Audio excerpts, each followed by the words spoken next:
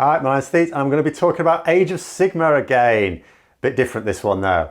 So there was a big reveal of new models at the weekend and no doubt the standard reaction would be to ooh and ah at the splendour of the craftsmanship of the premier model makers in this genre, or possibly any genre.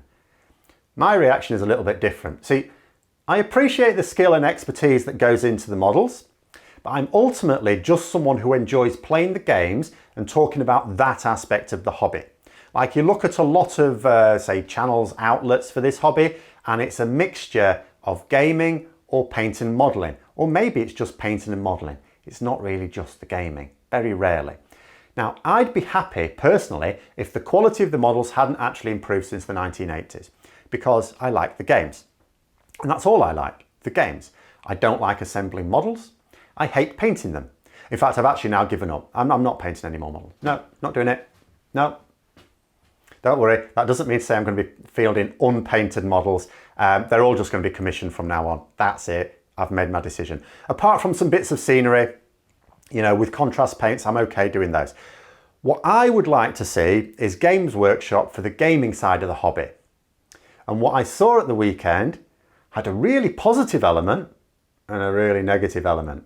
So the positive first of all. Now, new undead models and liberal use of the word soulblight in the reveal itself. Basically giving me the expectation now of a soulblight battle tome later this year, and hopefully there better be some plastic blood knights. I have been wanting to do a Legion of Blood army, but the resin blood knights are just not up to it. This leaves me with either using black knights as proxies, which I am absolutely prepared to do, or using them as the basis for conversions, which I'd also be prepared to do if I wasn't being given the hope that maybe there'll be some proper plastic blood knights. But that's what I would like to see, some proper models for it. And now I have every hope that there is that coming, but not necessarily. Now, I also don't mind whether it's a Soulblight battle tome or just an updated Legions of Nagash that includes Soulblight or Legion of Blood. I'm good with either. I want a vampire army, basically. But where I have worries is, see, when it comes to model design in general, I can't help but notice that there doesn't really seem to be an obvious plan with Games Workshop. They will make updated models for units that already have modern plastic kits, whilst other units are stuck in metal or resin. Now, when I first considered this, when I returned to the hobby and I observed this, I just thought that, okay, what they're doing is doing whatever makes them the most money. It's a business, I get that. They have to pursue the business path. It's also a business where I don't necessarily know that the profit margins are that great.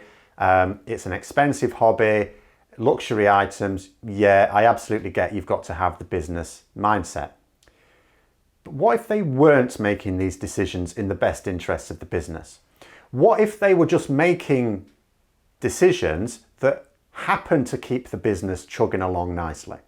So I'll give you a couple of examples. So I don't see how it makes good business sense. For example, if you look at the limited edition books or War Scroll cards that sell out in a matter of days. Now, the limited edition battle tomes, of course, have to be limited edition. And you know, but when it sells out in a matter of hours, which some of them have, doesn't that tell you they didn't make enough? And if they'd have made even twice as many, they would have sold twice as many, and that's more money. Of course, the importance of limited edition is just that. You need to generate a feeling that you need to buy it now or you will miss out.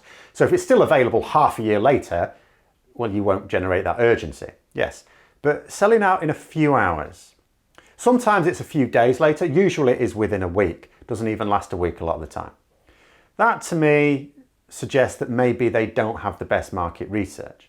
Then the War Scroll cards. The War Scroll cards are very much, they're as useful to Age of Sigmar as the 40k data cards are in 40k.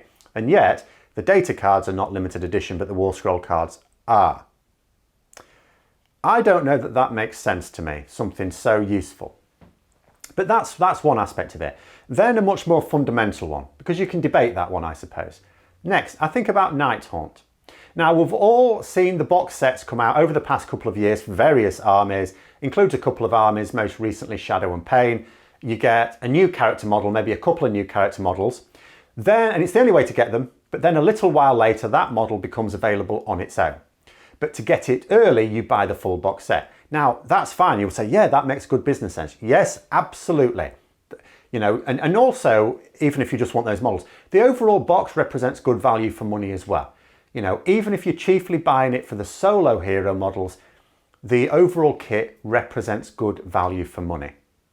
But you also get to buy those models later when the box sets are no longer available. That part of it, absolutely, I accept, makes good business sense. You get to sell your new models, you get to sell some other models that maybe aren't shifting as easily. Great, fantastic. But what about Nighthaunt? So if you were to start a Nighthaunt army now, you say you've come into the hobby, or you've been in the hobby for a bit, but you've now just decided to get Nighthaunt. You can't go to the Games Workshop website and get, say, a mounted Knight of Shrouds or a Guardian of Souls. Two incredibly useful hero choices that I would always take, and you just can't buy them unless you find them on eBay. They were only, I mean, they were made several years ago now. These were out several years ago. The sets where you could get them from Games Workshop are no longer on the site. You were only ever able to get them in the 2nd edition Age of Sigmar sets, or the Mortal Realms magazines, which are still going on, but you know, the ones with those models in it, I can't remember if it's come or gone, but they will have gone at some point, possibly already have. How does it make business sense to have a model produced, you've made it, you can make more of it, but not to be selling it, not to even allow your customers to sell it? Does it make sense to put people off even buying the rest of the range because they can't get 2 strong unit choices for their army without converting? I don't think it's reasonable to suggest that Games Workshop actually make business decisions. Yes, I know that they must make enough decent ones because they are in fact actually in business, we will find, but there are also some very odd decisions. And I often wonder if the choice of new models to be worked on isn't just model designers going, oh, I've got this cool idea, and then just going with it, regardless of whether or not it's part of a business plan. So take the Lumineth Realm Lords. They've only just come out. The collection of models took a long time to finally emerge once the Battle Tome was released. Now in the UK, that wasn't necessarily a huge problem because pandemic-related lockdowns and all the rest of it, as it was in a few countries. But it was, the Battle Tome came out with a set. You get a set and that's what you got. It took months before you could get your hands on the rest of the models. But they were eventually released, and what emerged was a good army. Now we have lots of new units, and I mean lots of new units. They look amazing, absolutely. But now we're getting a new Lumineth Realm Lords Battle Tome. Now people will be looking at their now dated Idoneth Deepkin Battle Tome or very dated Legions of Nagesh Battle Tome, or their metal or resin battle line choices, like say for Skaven. You know, for example, a unit of Skryre Acolytes costs you £200 for that one unit of battle line. And here we have a new and already powerful army. You know, it's not like it needed more tools. It was already doing well, being given even more units. So yeah, I'm not quite drooling over the new awesome models that will have been most people's initial reaction, especially you know, I get many gamers are hobby painters as well. Don't get me wrong. I am an aberration. I understand that. I understand that there are more people who enjoy the modeling and painting to the playing.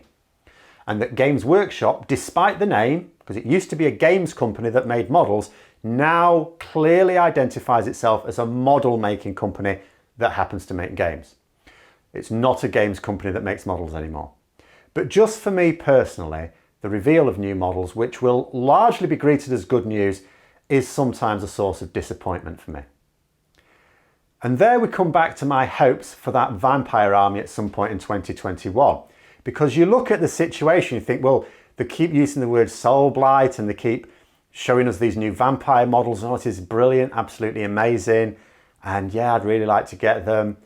And then you think, and people will tell me, but you know, yeah, of course they're going to do Blood Knights, because Blood Knights only exist at the moment as poor quality, expensive resin models.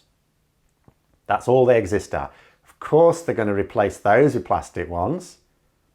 Are they? I hope so. I even expect so. But are they? Just because it makes sense doesn't mean that's what they'll do. But those are my thoughts. Rather more downbeat, I imagine, than most people's thoughts at the reveal. Let me know yours in the comments below. Hope you found the video interesting. If you did, don't forget to give it a thumbs up. And until next time, I'll see you later.